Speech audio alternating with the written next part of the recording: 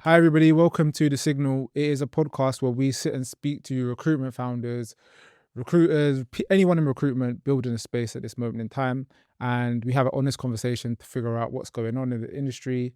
We talk about trending topics. And today we're here with Jaime, a good friend of ours. I'm going to let him explain his story and a little bit about himself, and then we'll crack into the conversation. So thank you. Thank you for coming, Jaime. I appreciate it. If you don't mind explaining or talking to everybody that's listening and to us and explaining kind of who you are, what you do. Thanks for inviting me, firstly. Cool.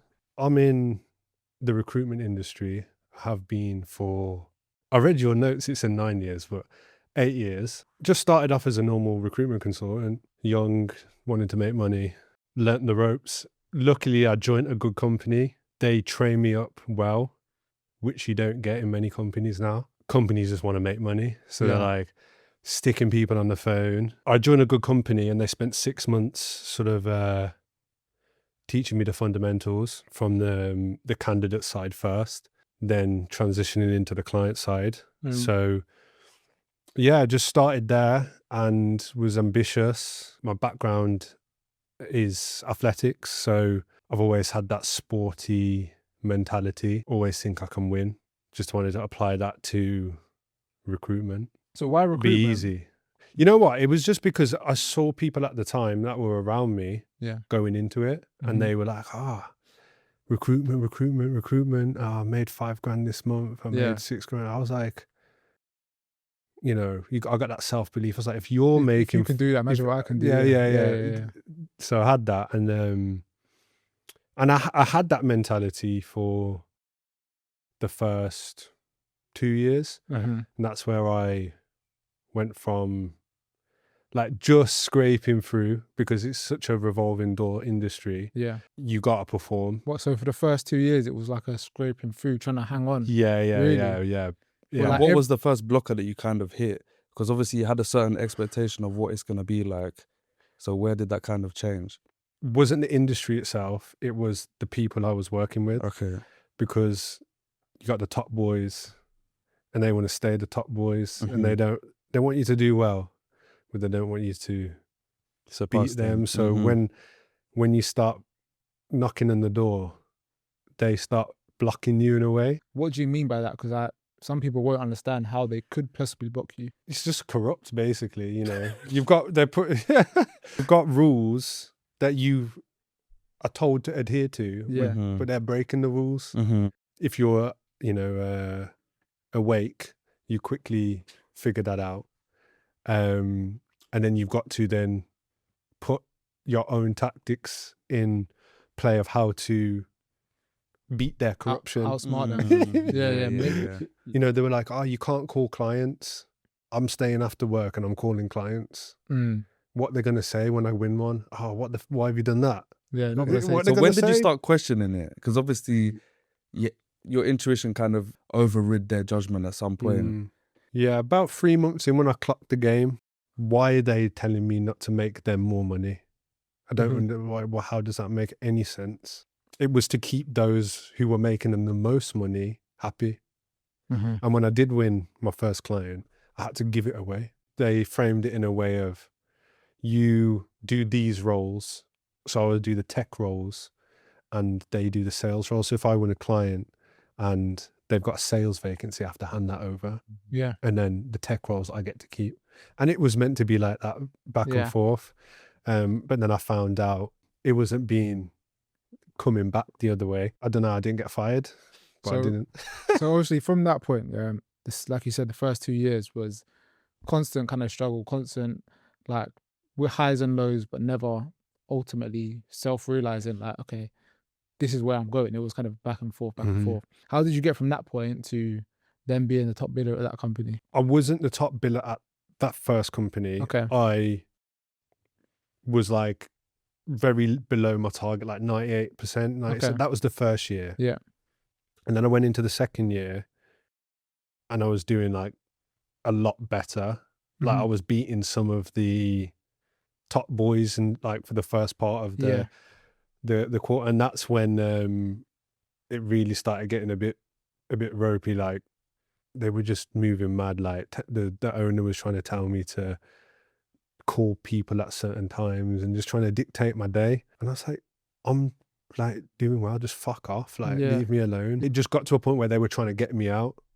But that's when I joined James's company, Mhm. and then I had no restrictions there. I just killed it at that company, and a few others followed me. I think 3 others followed me over so they could have that freedom as well. This is my story, right? Yeah. Yeah. I've been around other recruitment companies. You know, some are larger companies. This company I worked for was more of a boutique, high revenue, you know, competing at the Champions League, as they like to call it, big fees, 20, 30K fees. So my experiences from that perspective, bigger organizations still operate in the same way, but it's slightly different. During that period where you were working and you were performing really well, and even some of the earlier periods when you feel like you've got it, you feel like you understood what it took to be a good recruiter, or both on the candidate side and on the client side. What is that skill set that you need to have? Because we've spoken to loads of people and they say some people just don't have it. What is it, and how do you curate it to be a better recruiter? It's like anything, you've got to have a goal that you're going for, something that you're trying to strive towards, because it's not the recruitment itself. No one really even knows about recruitment when you're growing up. It's more the money aspect that you're doing it for. I had very strong goals that I wanted to achieve, and I'll put it down to that. Of course, there's things that go into it, such as doing that extra bit, or a lot of extra bits, I would say, in Yeah. terms of, you know, the hard work element, the late nights, early mornings, weekends, sacrifice. That's just, I think, what it takes to be successful at anything. Yeah. So there was that element. And then, of course, you have to learn what you're doing as well. So it's the sales techniques, it's the understanding of your market, understanding of the little niches, because companies are coming to you because they can't find something. So you have to go outside of the box. You can't do the standard thing, what they would do, go on LinkedIn and type this. Yeah. You have to think of the little nuances that will bring up the people that they're not finding. And that's really being an expert with your tools. So with a recruiter, it's LinkedIn, LinkedIn Recruiter. Everyone's got the same options, but you can type in Different what thing. you want, and that's at the point where you separate yourself. What's everyone else typing? What am I going to type that's different? That's going to bring up a different result. And it's just that thinking that they're a little bit differently. Recruitment's in a bit of a tough place at the moment. I think compared to previous years, you see the bigger companies, their main fees are going down, their big fees are going down. They're struggling in terms of just bringing the same revenue that they used to, just purely based on the job market and the economy in general. But obviously we work with some clients, and I'm sure you would know there's other clients that are thriving in this industry. So what do you think sets them apart? Because I know you mentioned tools, and I think that kind of comes into the next question that we're going to ask about. But like in terms of using tools and utilizing systems to kind of bring the whole recruitment journey together, what separates the people that are losing versus the people that are winning in your eyes? That part remains that I just said. You need that goal, you need Of that, course. you know, to go get something. But it is the person who's leading the company, because times have changed. So doesn't matter. You can still be successful. Of course. You just have to adapt. So you guys are tech guys, so you know you're building tech systems, but there's other systems that I would say need to adhere to be successful in terms of who you are as a person. How do you structure your day? How do you structure your week, month, 6 months ahead? I think that's what separates a lot of people, is having that internal system and discipline on every level. So not only just the recruitment level, like you have to think of all areas of business, Yeah. administration, Mhm. marketing, your tech. If some part of that chain is broken, it's going to be difficult, and you need to take every part of the business with absolute respect that it deserves. A lot of people say you guys are tech guys, but I think ultimately in this day and age, tech isn't really technical, and the people that what used to be considered smart for being able to code, I wouldn't say they're smart. It's just remembering how to use a certain language. You've got AI tools, you can pretty much build anything if you have the cognitive awareness of what you want to get built based off what you're trying to solve. We're not really technical people. I think we're just aware. Because I feel like the definition of tech has actually changed. Yeah, the definition of Yeah. technical has changed. The people that are building AI tools, the people that are building LLMs, they're not trying to make the tech better. They're trying to understand humans more. They study the human brain. They study how we operate to then teach these tools how to work. So by us being us and using our brains and being conscious individuals, we can create systems that the business needs. So it's not really technical. It's just being aware of everything that you have. Because I feel like even like got. integrating AI and stuff like that, it depends on how you actually think like is gonna influence the actual outcome of what you're building. Yeah, So, like, is it going to make money? do you Yes know or what I no? mean? If we Two don't- different people can have the same hammer, but do you get what I mean? The job's Yeah. gonna be completely different in the end. Yeah, like realistically, if you use all these tools or you think you're a technical person, just building, I wouldn't say I'm technical because I'm building something that's making money, or that I'm building something with the goal to make money or bring value to someone's life. And the way that I do it, I wouldn't say it's technical. I sit down and explain what I want to get built, but I do it at a deeper level. Communication. Yeah, I think it's just being Yeah. able to communicate your ideas across in the best possible light. Because now, if you really wanted to go build something, you could. You just had to think about And it's how also having built. a vision as Yeah, well. it's having a vision for what you Yeah. want to get built. Visualization to actualization is Yeah. that way. Do you get what I mean? Because if you can't visualize it, no matter what you prompt or what you do, it's not gonna work. Yeah. It's not gonna work. But then It's interesting. you see, when it comes to like business in general and how you found being a founder, because obviously you've shifted now to a founder role, how has that changed how you approach recruitment? Much better, really, because when you're just doing recruitment for money, there's not much soul in it. It's just an exchange without adding value, proper value to the world. On my own, I found that it wasn't just, I not just want to make money, I want to actually work with companies who fit into me, like who I am. Like I want to be able to just be myself around them. Because if I'm myself, I can add the most value.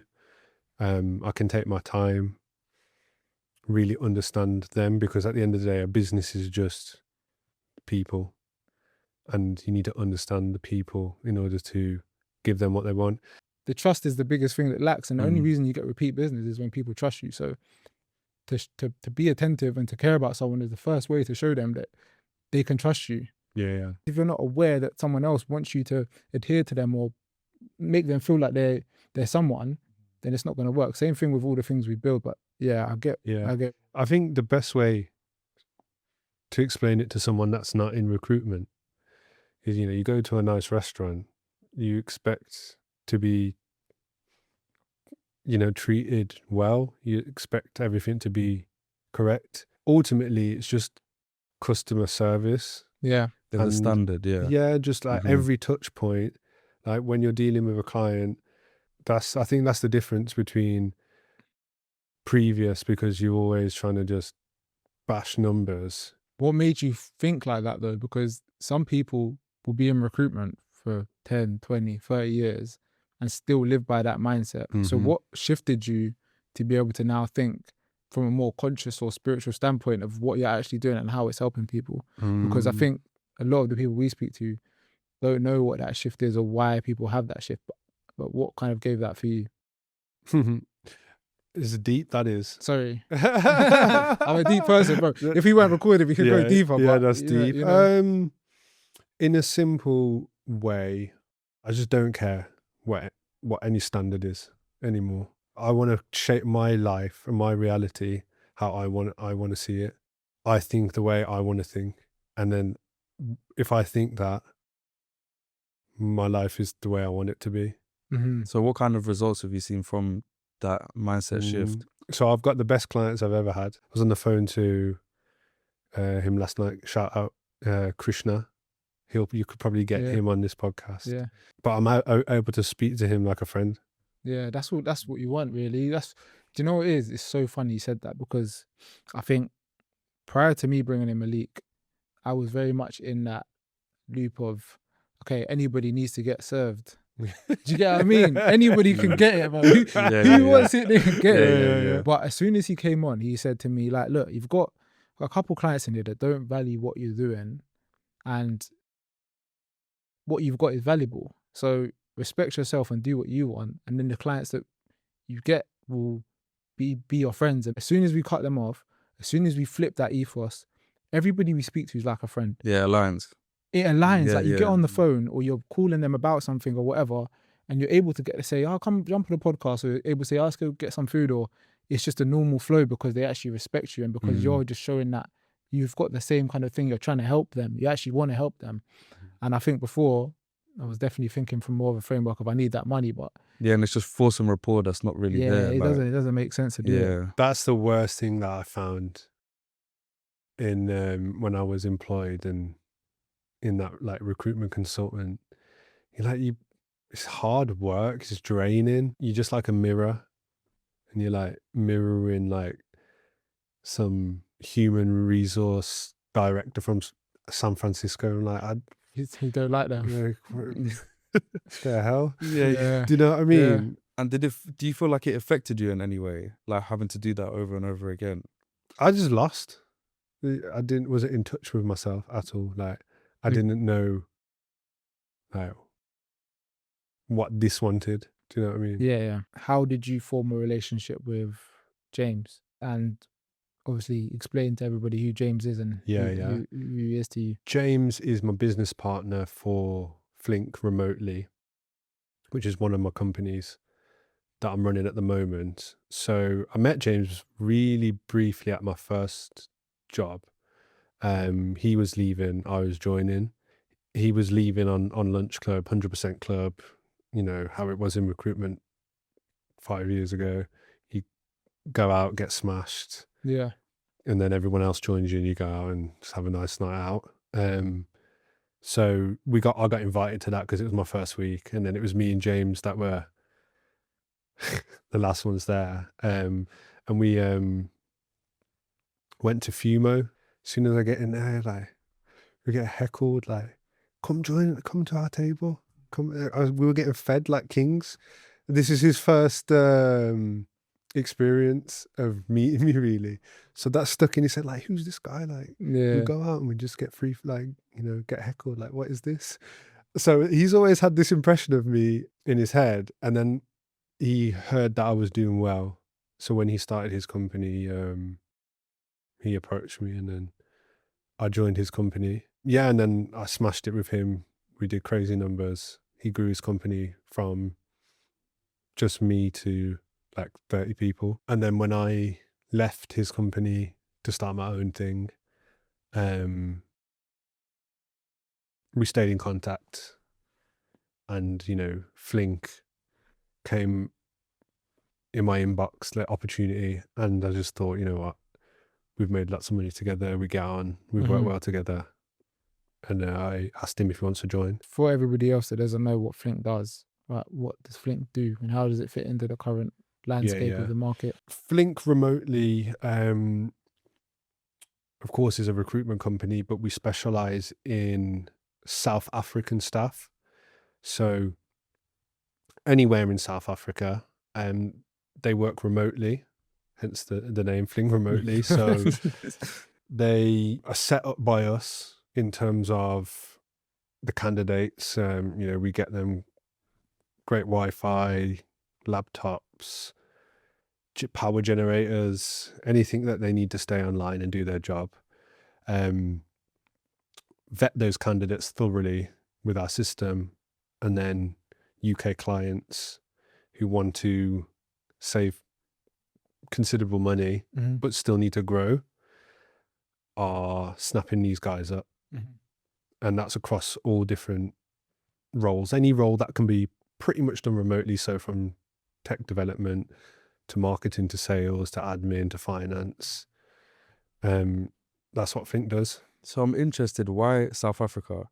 I didn't actually choose this company. Like, it kind of landed in my inbox. I got asked if this would work by someone in the networking group. So I jumped on a call with them because they emailed everyone in this networking group, it's a huge networking group, and I just so happened to see the email. When it landed, I just replied really quick. Apparently they sent this email out to like hundreds of recruitment companies in the UK.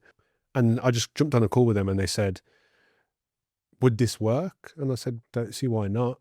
They told me why it would work, great English speaking language, 2-hour time difference in the winter, 1-hour time difference in the summer, which is now. The business side of South Africa is very similar to UK in terms of culture, in terms of how businesses operate. I mean, businesses operate very similarly across the world, right? But I just think because they speak English so well, that's why it works. So yeah, it just sort of happened by me just being there, networking, and I knew something was coming. I just felt that I needed to do something different. So when it was there, I was like, this must be it. I've been calling for it or knowing it was coming like a year to 18 months before it happened. Me and James then started up, won a big client pretty quickly, and we did it a bit different. We started to scale in a way where we've got the systems behind us before we take on a lot of work. So it's a sellable business in the future, because a lot of recruitment companies rely on their top billers. They rely on their recruitment consultants, which, would you want to trust someone with your business? They can just... Yeah. And on that topic, do you think that recruitment agencies aren't sellable purely off the basis of pipeline isn't really predictable in recruitment in general? Or is it purely because they don't know who's going to bring in the money and when? Which is the same question, really. Yeah. It's a bit of both, really. It's impossible to sell it if you haven't built your systems. And by systems, I mean how to actually take a graduate from university and turn them into a biller within 6 months. If you've got that ability, that system that can train those people up, you're never going to be short on talent. That's one of the main things, the training. Like, because I didn't know nothing about recruitment. I was trained correctly. So you find young, hungry graduates, you're always going to have good recruiters. But in order to do that, the trainer's got to be there and the system's got to be there. Their job has got to be easy. They need to be able to rock up to their desk on day one with, they get given a diary, pen, they log into the CRM, and it's easy. Like, every step of the process is traceable in terms of how you go from start to end. If you built that, it's very sellable, because you can pretty much guarantee. Now, when it comes to the other side, which is winning clients, that needs to be instilled in that training. So, this person, they've done this for 6 months, know they're somewhat reliable. And if you just keep churning those sorts of people out, it's pretty sellable. So in order for you to be in a position with Flink to sell, what do you think the scale of growth do you have to go over the next couple I think we could sell it now, You the think? way it's built. Okay. But, I want to Of course, you want keep more. going for Yeah, probably of another course. 5 years. Yeah, of course. In recruitment, there's a lot of ups and downs when you're a recruiter yourself.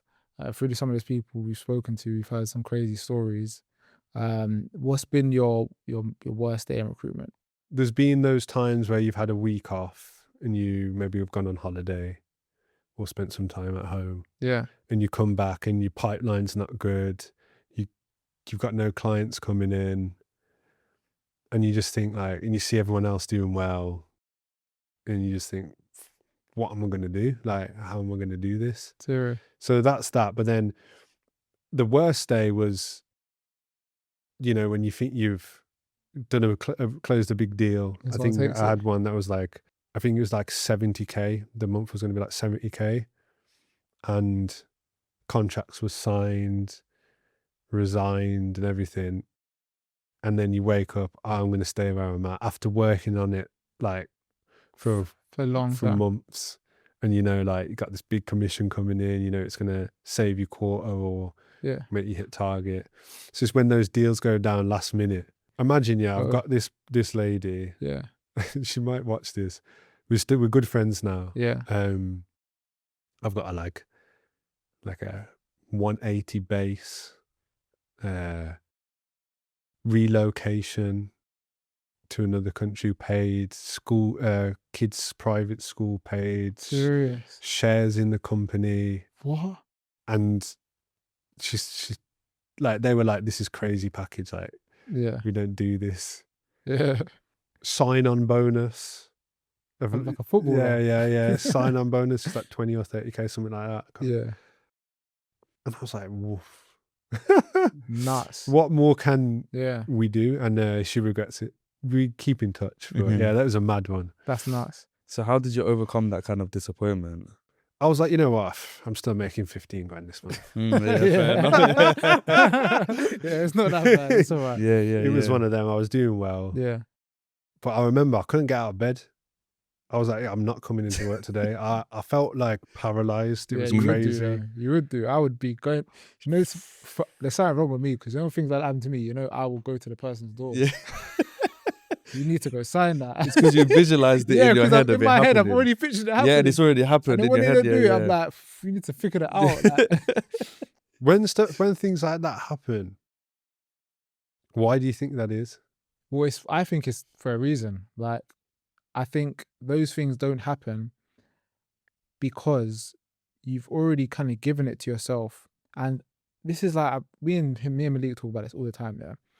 When you actually realize that you can give yourself any feeling you want, the feeling of happiness, even though something's not true, the feeling of sadness when something isn't, you don't know what's going to happen. So you don't actually need that thing to happen in general for you to be happy.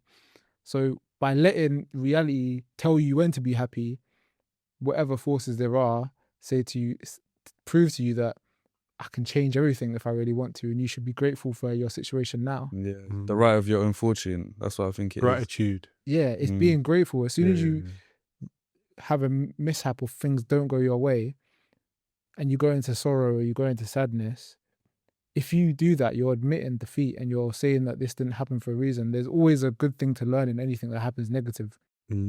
It's alchemy. You can transform something bad into something good, and that's the reason something good even happens in the first place. The only way something good happens is something bad had to happen first.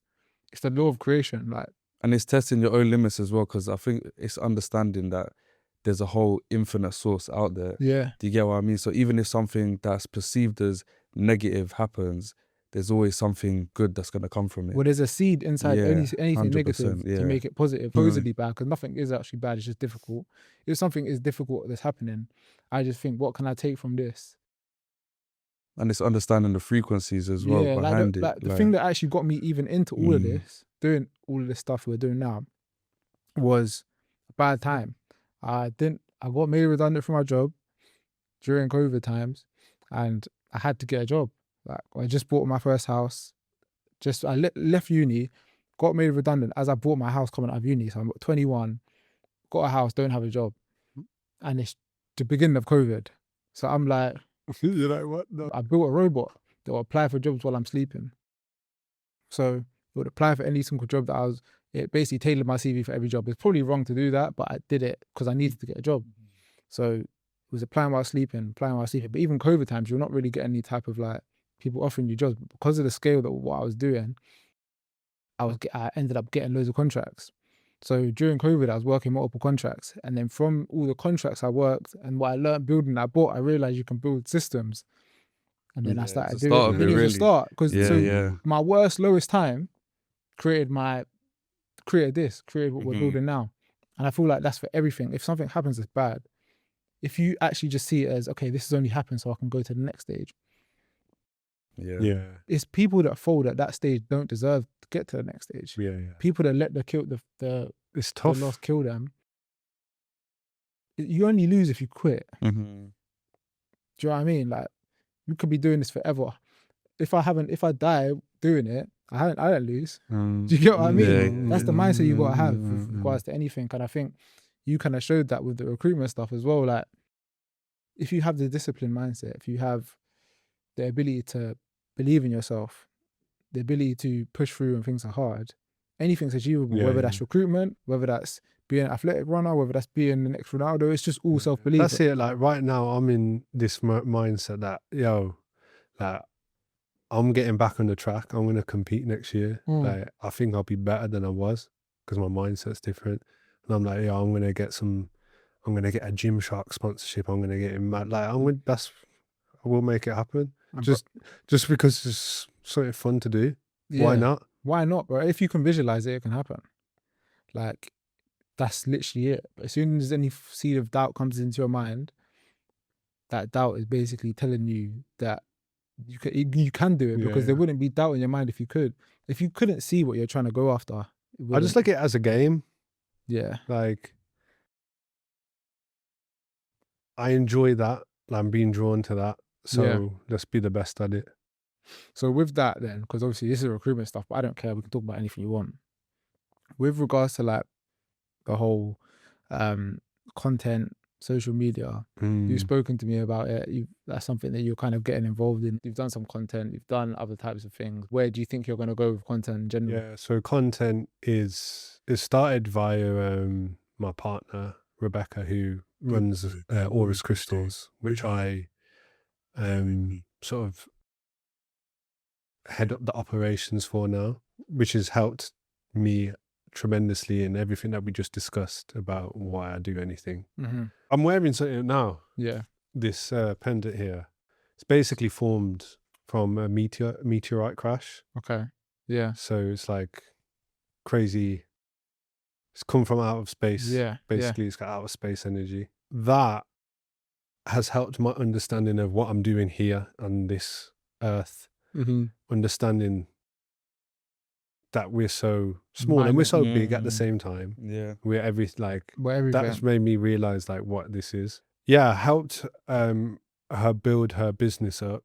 She started going live on TikTok Shop like a year ago.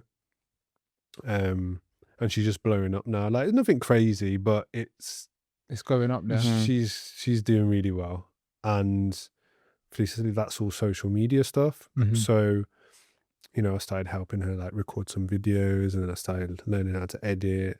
It's hard. So touching on the crystals, when did you first start getting into that? It's crazy, bro. Like, before I met my missus, I was, dating. I was like talking, because I was starting to like know myself a bit more. So I was mingling with these sorts of people. Yeah. And I just didn't get what I was saying. Like, where are you crystals? Like, you're a crystal boy. I was like, I don't have crystals. Like, what are you talking about? Like, what do you mean? Yeah. This was like 6 months before I met my partner. And then met my partner. She has a crystal. That's weird. Yeah. So there's a crystal shop. And I didn't really like resonate with them too much, because I was still in that older mindset. But as time has progressed, I've started to understand that side a lot more, and she's helped me understand that. But what broke that belief? Because I feel like sometimes it's the only thing that keeps us operating at a plane is our belief system, and that's built up through years and years of conditioning and experience. So in order to change yourself or change your belief system to then think in a certain way, there must have been something big, like an emotional event. Yeah, there was something really big that happened. So I've always been like it. Now, from where I'm at now, I understand I was always a little bit that way. Yeah. But I just remember one day I was like, I don't know, like I was being drunk or something. I don't know. I was like staring at the wall, and I was like,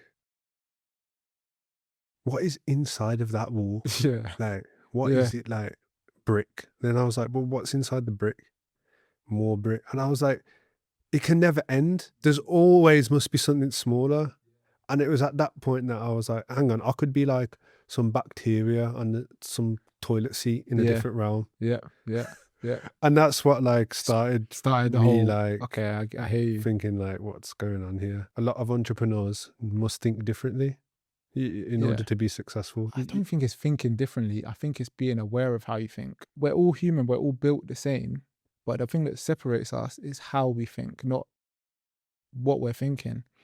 All humans have the same function, the same ability to do whatever, but it's how you think what separates the person who works in McDonald's to Elon Musk. It's how they Yeah. think. I have my way of explaining it. Someone that thinks you're crazy, I would explain it to somebody in a different way. I say like, and if it was a sunny day, I say you can see the sun, right? You can feel it. Can you feel that there's something touching you? Can you see the particles that are making your skin hot? They'll say no. I'll be like, so what is that? Is it energy? They'll say, yeah, it's energy. And then I'll say, okay, so will you can legitimize that there's something there You can't see that it. you can't see. But I think that's even easier to explain, you know, because realistically, we can only see 0.003% of what's available to us. Like scientifically, it's proven that we can't see everything. There's other creatures that can see more than us, and they still can't see everything.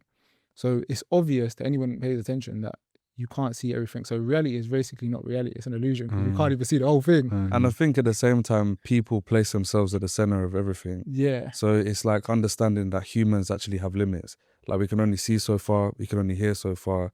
So to me, there has to be something beyond that. Looking at all the complexities of how things are built, how things are arranged, how things are in sync, and how things have worked for thousands of years. I feel like there has to be some kind of designer behind it because it all works in sync. Deep down, every single person knows this. They just get fear. No, I don't think they know it. I think that some people are too stubborn to even care.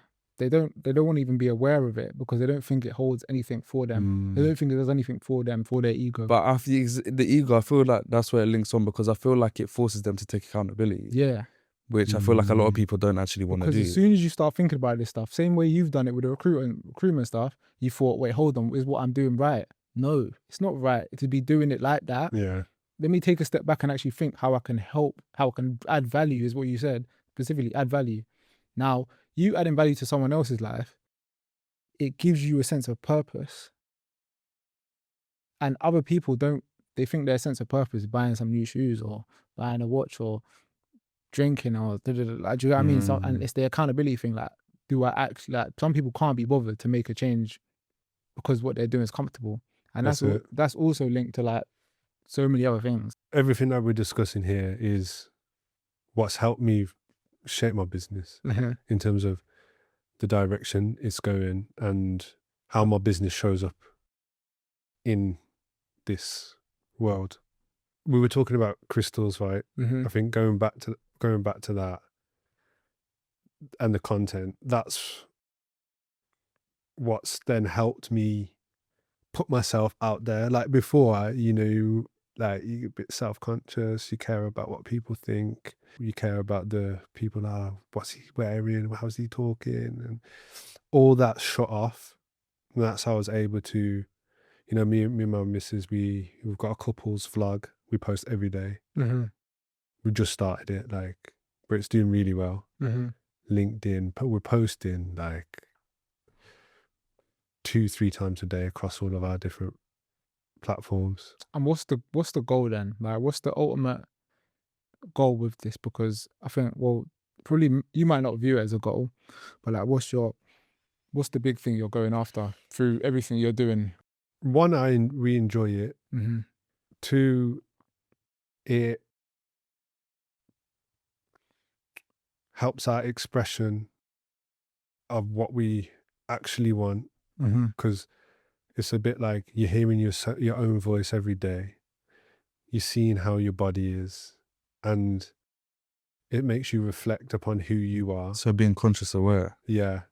So it's like that's the main thing. We also know there's a monetary gain off the back of it. What's the feeling that the money gives you? That's a deep question. It's, just choice. Just freedom. Yeah, choice. Because, you know, we have to buy things. And you need money to do that. And just getting away from the normality. Yeah. I love chatting to you. Every time I chat to you, I feel like I learn more and more. And I feel like I probably will continue this chat once this is done. Defo. But yeah, I think over the next couple years, we'll definitely stay in contact, see how business goes. We're not doing any business together. We've tried, trust me. Yeah. But something will stick at some point.